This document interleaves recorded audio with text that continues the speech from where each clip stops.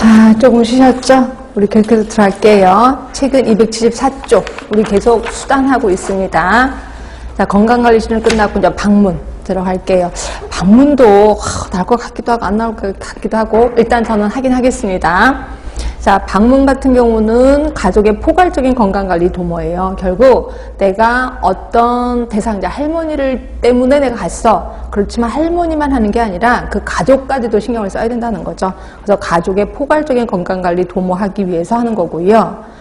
그 다음에 세 번째 보시면 환경도 관찰합니다. 가정 방문해서 환경도 보고 이렇게 한다는 거고, 그 다음에 결국 궁극적으로는 가족 스스로 문제 해결 능력을 증진시키기 위해서. 자, 가족 스스로의 문제 해결 능력 뭐예요? 말 그대로 셀프 케어죠. 그치? 적정 기능 수준을 높이기 위해서다. 이게 궁극적인 목적입니다.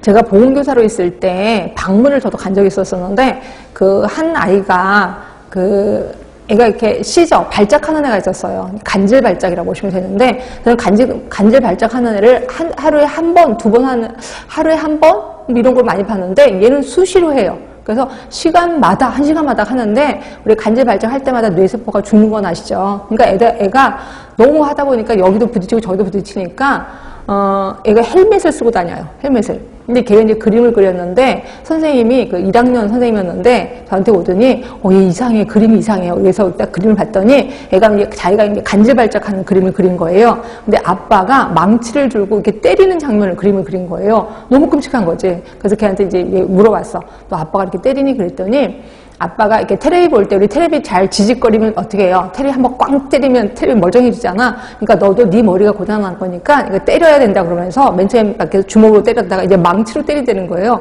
너무 화가 나잖아. 그래서 제가 안 되겠다. 니네 아빠를 좀 만나야 되겠다. 그래서 이제 걔 집에 갔어요. 갔더니 아빠가 이제 퇴근하고 오셔야 되는데 무슨 건설업을 하신대요. 건설 이렇게 그런 데를 하시는 것 같아. 그래서 기다리는데 아무도 안 오시는 거야. 한 7시, 8시가 됐는데 안 오시는 거예요. 그래서 아빠가 늦게 오시려나 보다. 그럼 자꾸 내일 올게. 그래서 간 거죠. 그 다음날 또 가서 기다리는데 또 안 오시는 거야. 그래서 제가 결국 못 갔는데, 결국 만나질 못했는데 나중에 봤더니 아빠가 그 앞에 골목에서 저를 보고 있었던 거죠. 그래서 선생님 만나면 무서우니까 아예 안 하겠다. 그래서 계속 거기서 지키고 있었던 거고, 저는 뭣도 모르고 기다리고 있었던 거고. 그래서 제가 그 다음에 제가 너무 화가 나서 또 갔거든요. 또 갔는데 그 다음에는 그냥 아예 전학을 갔더라고요. 그래서 너무 끔찍해서. 근데 이게 제가 가서 따지려고 간 건 아니었고, 이렇게 간질 발작인 아이를 수술 아니면 좀 관리해주는 의사를 제가 알고 있거든요. 그래서 연계를 시켜주려고 갔다가 무산이 됐습니다. 그래서 지금까지 연락이 없는데, 하여튼 그 아이 좀 생각이 나서 여러분들도 방문할 수 있으면 하셔야 됩니다. 이게 법으로 돼 있기 때문에. 그래서 이제 그것 때문에. 자, 그럼 방문 활동의 원리를 잠깐 보시면, 이거는 이제 우리 보건교사가 아니라 지역사회 간호사 생각하시면 될 것 같고요. 방문 시간을 미리 정하는 게 좋다는 거죠. 그래서 이 미리 약속을 한 달 전에 정할 겁니다. 그래서 한 달 뒤에 여기 올 겁니다라고 방문을 약속 시간을 정해요. 그런데 내가 여기 온 김에 그냥 살짝 들렸어, 이런 거 되게 싫어하시는 거 아시죠? 그래서 꼭 그 방문 시간에 꼭 가라는 거예요.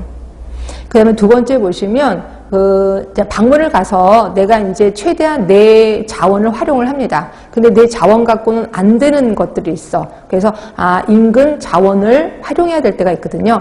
이럴 때는 지리적, 경제적으로 접근성이 용이한 곳부터 활용을 하라는 거예요. 그래서 가까운 병원, 가까운 의원. 근데 이때 거리적으로 가까운 것도 있지만 경제적으로 접근성이 용이한 것을 먼저 의뢰를 해줘라. 이렇게 되는 거고요.